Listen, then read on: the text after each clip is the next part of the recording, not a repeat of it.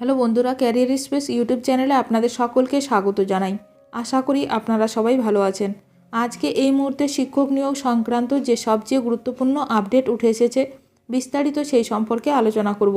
তাই ভিডিওটি অবশ্যই শেষ পর্যন্ত দেখবেন নিয়োগ সংক্রান্ত অনেক নতুন নতুন আপডেট পাওয়ার জন্য। যারা চ্যানেলে নতুন তারা চ্যানেলটিকে সাবস্ক্রাইব করে পাশে থাকা বেল বাটনে প্রেস করে অল নোটিফিকেশানটিকে অন করে রাখবেন, কারণ এমন ধরনের লেটেস্ট আপডেট নিয়ে এই চ্যানেলে সবসময় ভিডিও আপলোড করা হয়ে থাকে। টেট ওএমআর মামলা, দুটি সার্ভার এবং হার্ড ডিস্ক বাজেয়াপ্ত সিবিআইয়ের। শিক্ষক নিয়োগ কেলেঙ্কারির অভিযোগের তদন্তের অংশ হিসাবে শুক্রবার পশ্চিমবঙ্গের কেন্দ্রীয় তদন্ত ব্যুরো কর্মকর্তারা কলকাতা ভিত্তিক একটি বেসরকারি সংস্থার প্রাঙ্গণে অভিযান চালিয়েছে। প্রাপ্ত তথ্য অনুসারে কলকাতার সাউদার্ন এভিনিউ এলাকায় মেসার্স এস বসু রায়ান কোম্পানির বিরুদ্ধে চলমান অভিযান চলাকালীন সিবিআই আধিকারিকরা দুটি সার্ভার এবং হার্ড ডিস্ক বাজেয়াপ্ত করেছে।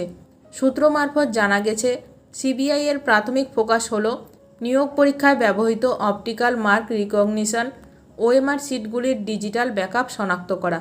ওএমআর সিটগুলির ডিজিটাল কপির জন্য অনুসন্ধান অব্যাহত রয়েছে। এই নিয়ে এক কর্মকর্তা জানান, দলটিতে 6 জন কর্মকর্তা ও 2 জন সাইবার অপরাধ বিশেষজ্ঞ রয়েছেন। জব্দ করা সার্ভার এবং হার্ড ডিস্কের তথ্য পেতে ফরেনসিক পরীক্ষা করা হবে। সিবিআই বিশেষ করে ওএমআর সিটের ডিজিটাল কপি খুঁজছে, যদি সেগুলি ব্যাকআপ হিসাবে সংরক্ষণ করা হয়। গত সপ্তাহে কলকাতা হাইকোর্ট 2014 সালে অনুষ্ঠিত শিক্ষক যোগ্যতা পরীক্ষার টেট স্ক্যান করা ওএমআর সিটগুলি ধারণকারী আসল বা ধ্বংস হওয়া সার্ভার, ডিস্ক বা অন্যান্য স্টোরেজ মিডিয়া শনাক্ত করতে এবং পুনরুদ্ধার করতে সিবিআইকে নির্দেশ দিয়েছিল।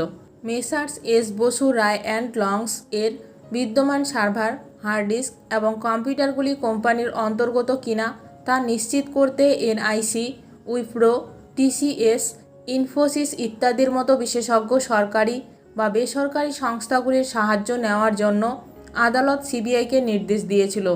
West Bengal board of primary education WBBPE এর কাছে কি টেট 2014 এর স্ক্যান করা আসল ওএমআর সিটগুলির কোনো ডিজিটাল চিহ্ন রয়েছে?